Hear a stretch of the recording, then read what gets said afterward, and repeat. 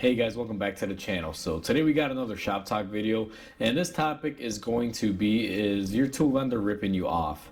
Now before we go ahead and get into this topic, guys, if you guys haven't subscribed to the channel, hit the subscribe button down below. Definitely smash that like button. It'll definitely help the channel out. With that said, let's go ahead and get into today's topic.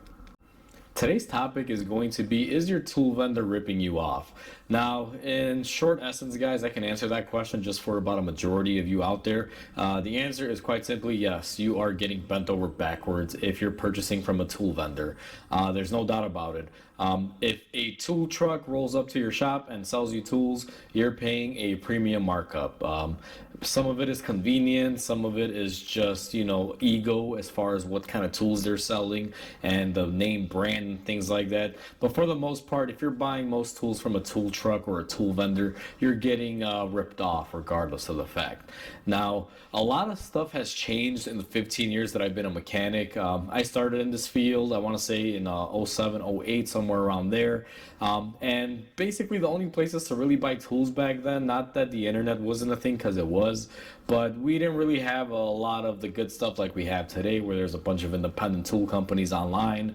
You have Amazon, you have, eBay. Even though eBay was around back then, now it's a little bit more, easy going when it comes to tools and stuff. But primarily I'm referring to more of brand new tools. eBay does sell a lot of like used and things like that. But anyway, getting back on topic, it wasn't as easy to go online and get a great deal on tools back in the day.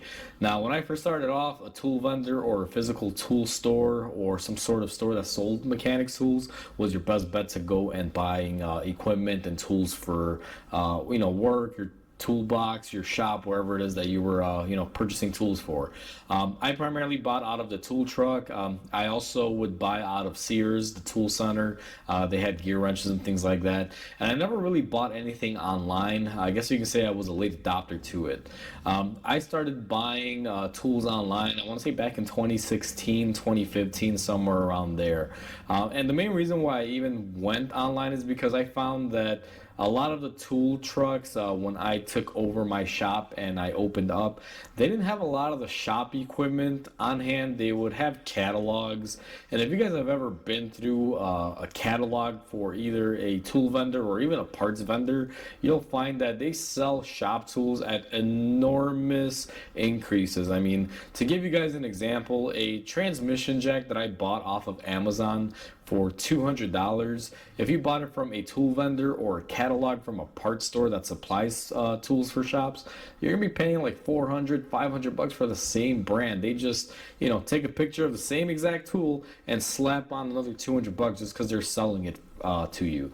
But there's a lot of deals to be had online. Now I'm gonna give you guys an example here, and I'm gonna be using my power probe. The backstory that kind of opened my eyes, guys, and I'll explain to you what happened, is I had this power probe and I bought it from Snap-on. I bought it early when the new one came out. This is basically the original one, but it has a screen. And I had it for a number of years, and when I left the dealer and I was moving into my shop, my power probe broke and I didn't have time to get it warranted, and it warranty lapsed, and basically I was out of luck. No more warranty on it, so I was stuck with either replacing it or trying to fix it. I remember I called my tool vendor and I asked him, hey, how much are you selling it on your truck? And he told me it was $265. And I was like, oh, okay, I'll let you know, because at the time I was still kind of, new to owning a shop, and I didn't have all that money to spend anywhere and everywhere. And then I went online and I went on Amazon and I found the same exact power probe, the one that actually we have here that I've used for a number of years now, and it only cost me $150 if I'm not mistaken. So right there, I saved a bunch of money, and that's what kind of opened up my eyes, guys, because, between getting shop equipment for a shop, there were certain things like trans jacks, lifts and things like that that I never really had to buy for my toolbox, because when you go work at a shop, they usually have lifts. They have all of the heavy duty equipment like engine hoist, they have trans jacks, everything like that. And since I started off at a brand new shop and I never owned these tools, I had to start from scratch. And then I started researching online. The next major thing that I found was really expensive was the screw jacks for underneath the hoist that we typically will put to, either raise an engine and transmission or just to secure a car or truck when it's on the hoist. I needed one of those, or a set of those, I should say. And I remember calling all my local parts places that had catalogs for shop tools, and they wanted like $250 a piece to $200. I even went to stores like Harbor Freight and places, and I found a few, but they weren't in store. You had to order them out, and this and that. And I told myself, hey, if I gotta sit there and wait for them to order it out and ship it to me, let me go online and look. I went online and I found some OTC under hoist jacks, and they were about $110 a piece on Amazon, guys. So for the price that I was gonna buy two, I was able to get four of them, because the lowest price that I found for a good name brand was around $200 a piece to $250, and at $110 a piece, OTC, which is the same brand that I was looking at the parts store that they wanted $250 for, I was able to get for $109. And guess what? I was able to buy four of them. I don't like to cheap out a lot on the tools that are, really heavy duty, things like jacks and hoist and under hoist lifts that are basically going to be used while the car is in the air or to support a lot of weight. So for me, finding them on Amazon, OTC brand for $109, like, it was a huge eye opener for me.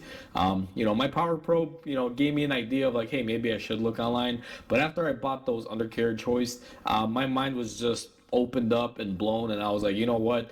I'm going online for almost any tool purchase that I need to buy that's not going to be a specific tool like a Snap-on or something like that.